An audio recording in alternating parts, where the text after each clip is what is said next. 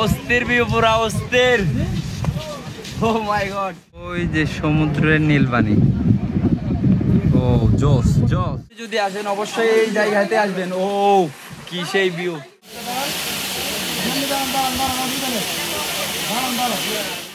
কক্সবাজারের মতো একটা জায়গায় আপনি যদি পাহাড়, ঝর্ণা, সমুদ্র সবকিছু একসাথে উপভোগ করতে চান, তাহলে আপনার জন্য আমি একটা জায়গা সাজেস্ট করতে পারি। ওটা হচ্ছে হিমচড়ি। হিমচড়িতে গেলে আপনি পাহাড় দেখতে পাবেন, পাহাড় থেকে সমুদ্রের ভিউ দেখতে পাবেন, ঝর্ণা এবং ট্রেলের সৌন্দর্য একসাথে উপভোগ করতে পারবেন। আজকের ভিডিওতে আপনারা হিমচড়ি কিভাবে যাবেন এবং কত টাকা খরচ হতে পারে সবকিছু তুলে ধরার চেষ্টা করব। তো সম্পূর্ণ ভিডিও জুড়ে আমাদের সাথে থাকুন। Hello everyone, welcome back to my another blog video.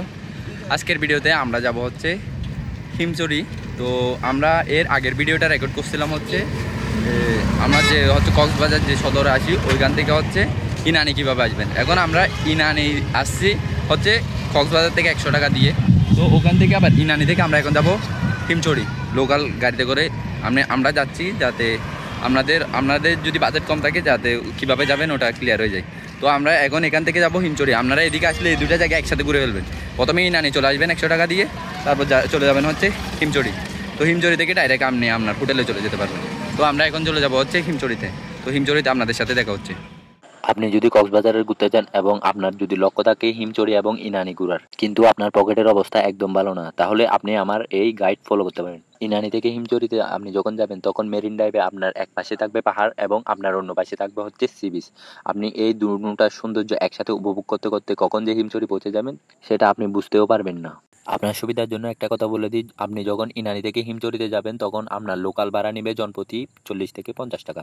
Guys, আমরা এখন হচ্ছে হিমচড়ি হচ্ছে এসে পৌঁছাইছি। এখন আমরা হিমচড়ির ভিতরে ঢুকবো। তো টিকিট মূল্য দেওয়ার পরে আপনাদের সাথে ভিডিওতে দেখা হবে। তো চলুন যাওয়া যাক। আপনাদের সুবিধার জন্য আরেকটা কথা বলে রাখি, হিমচড়িতে ঢোকার জন্য আপনাকে জনপ্রতি 35 টাকা টিকিট মূল্য দিয়ে টিকিট করতে হবে। ওয়েলকাম হিমচড়ি। তো এখন আপনাদেরকে হচ্ছে হিমচড়ি পাহাড়টা ঘুরে দেখাবো। তো চলুন যাওয়া যাক। গাইস, আমরা এখন চলে আসছে হচ্ছে ঝর্ণায়। এটা হচ্ছে হিমচড়ি। সিঁড়ি থেকে পাহাড় থেকে ওয়াটার ফল ছোটো, এদিক দিয়ে হয়তো বৃষ্টি পড়লেই নামে।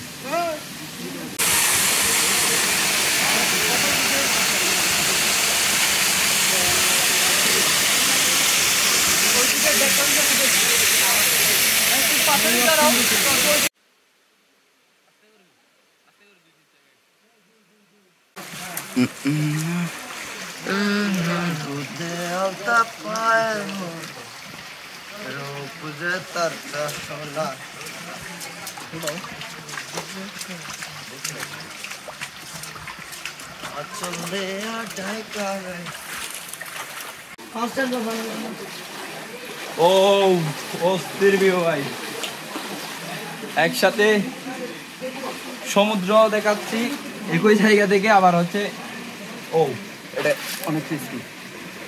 তো আমি আর ভিতরে যাচ্ছি না, আমার খাবার শুকাতে হবে, আমি আবার আজকে ব্যাক করবো। তো ও অস্থির। ঝর্ণার সৌন্দর্য দেখে এবং পাহাড়ের ট্রেকিং শেষ করার পর আপনি আবার ব্যাকে চলে আসবেন। ওখান থেকে আপনি আবার ট্রেকিং শুরু করবেন সমুদ্রের ভিউটা দেখার জন্য। ওখান থেকে আপনি অসম্ভব সুন্দর সমুদ্রের ভিউটা দেখতে পাবেন।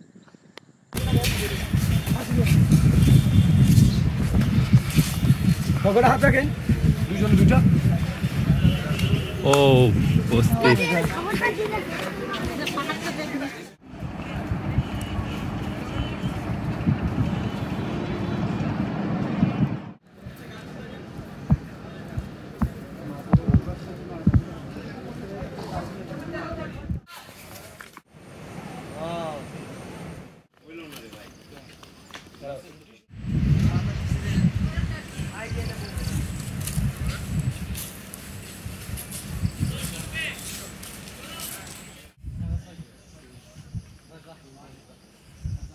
গাইস, এটাই ছিল আজকের হচ্ছে হিমচড়ি পাহাড় থেকে হিমচড়ি পাহাড়ের সম্পূর্ণ ভিউটা। তো কেমন লাগলো অবশ্যই জানাবেন।